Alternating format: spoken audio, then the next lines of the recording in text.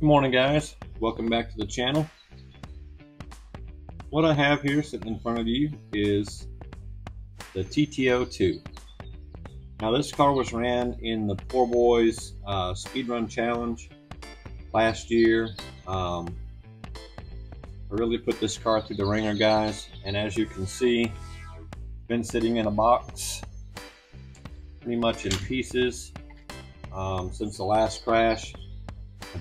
Or diff up. I do have parts to fix most of it now. I'm going to be putting another couple of upgrades on it and finishing the winter evening bearing upgrade on the car. Also, my buddy Rick over at Rick's FPV sent me some cool 3D printed skirts that will go on the sides here, match up with the body.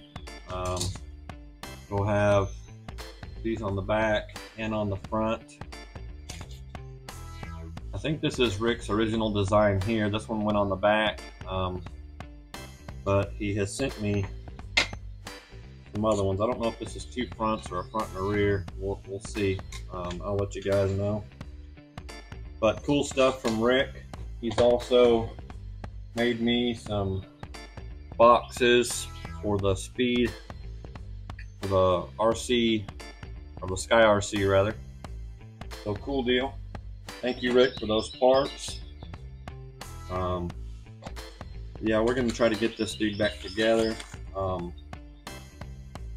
Paul's talking about trying to hit our 100-mile-an-hour goal that we had with the TT-02s originally.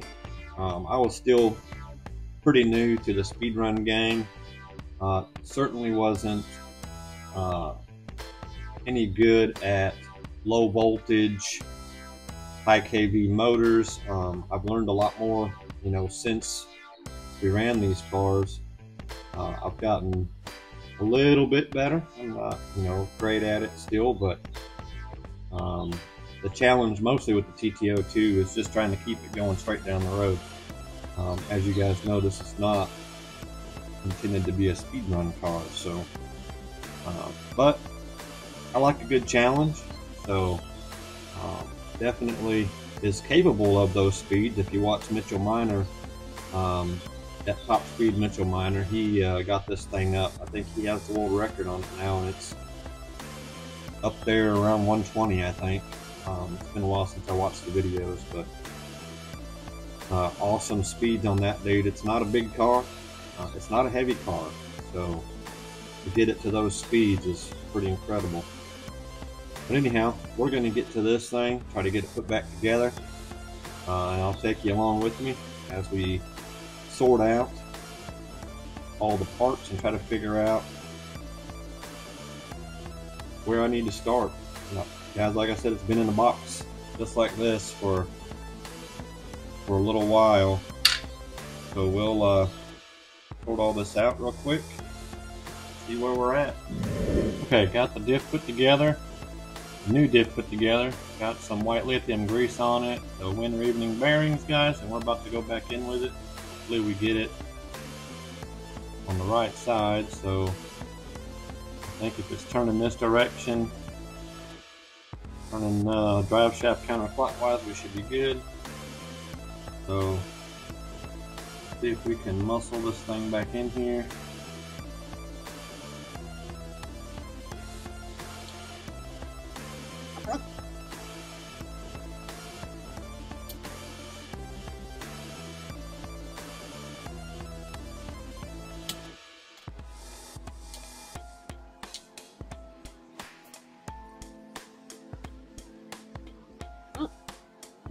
Let's see if we can get this diff tightened back down. Have this thing looking like a car in no time, guys. Alright. I don't have my drive shafts in there.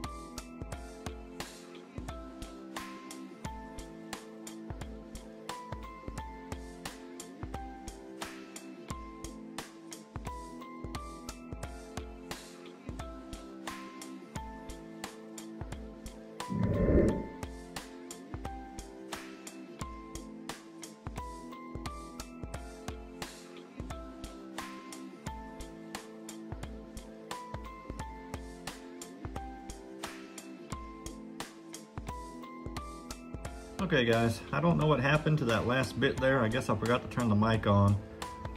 So it had no sound. So sorry about that.